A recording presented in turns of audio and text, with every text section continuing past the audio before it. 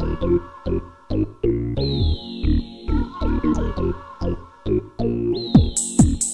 I'm Maddie Moore, and the People Movie page has a special guest today in the Miami Herald Studios.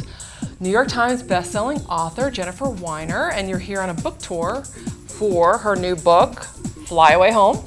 Can we talk about it? Absolutely. Yeah, I know there's one page, 159 exactly, we have it earmarked here, that you speak to a Miami Herald reporter.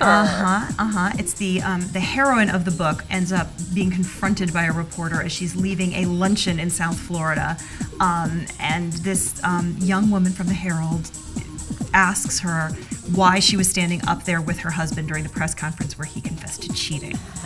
How did you get inspired to write this book? I'm curious. Well, you know, it was like, I watched all these press conferences, and I'm in Philadelphia, so for us, sort of the big one was Jim McGreevey, the governor of New Jersey, who confessed to being a gay American, remember, after he was having an affair with his Israeli staffer, and, you know, and his wife was standing there, like, looking shocked, and you just think, you know, you watch all of these conferences and you wonder what happens after the press conference. What happens in the car? They're on the way home. Is that the most awkward silence ever of sort of, so, gay American, how's that working out for you?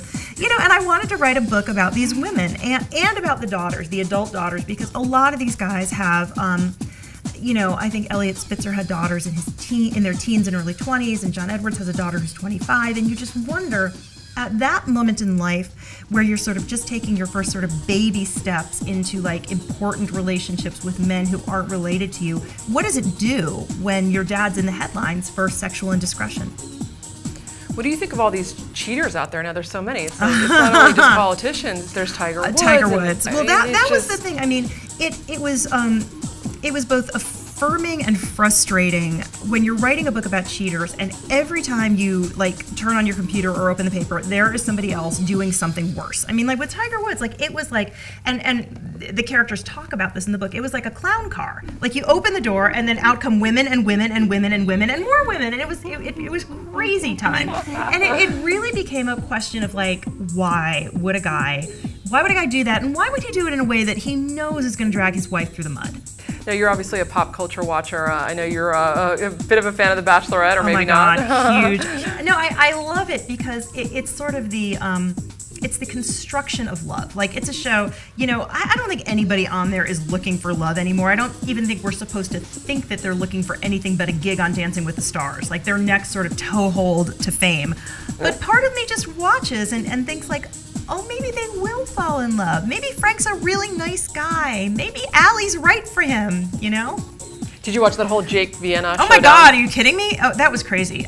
First of all, I think that anybody who wants to sort of find love on reality TV is maybe wired differently than the rest of us in the first place, but Jake was off the rails. I mean, he was so angry, and I honestly thought that he was going to like go off the, you know, stomp off the show and go like light a kitten on fire. Like he was scary mad, and you know, but I had to laugh when they were both sort of like calling each other fame whores. You know, like you're a fame whore, no, you're a fame whore. I'm like, you met on a reality TV show, so I'm just going to say you're both fame whores and let it go. In Our Shoes was filmed locally. We've got the local ties.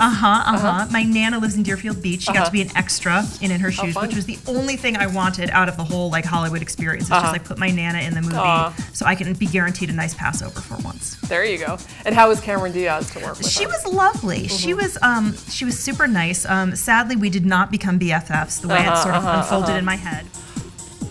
So tell us, you have 2 short stories in Redbook this summer. It's actually one long story that got broken into 2 pieces. It's sort of a cliffhanger and a to-be-continued kind of thing.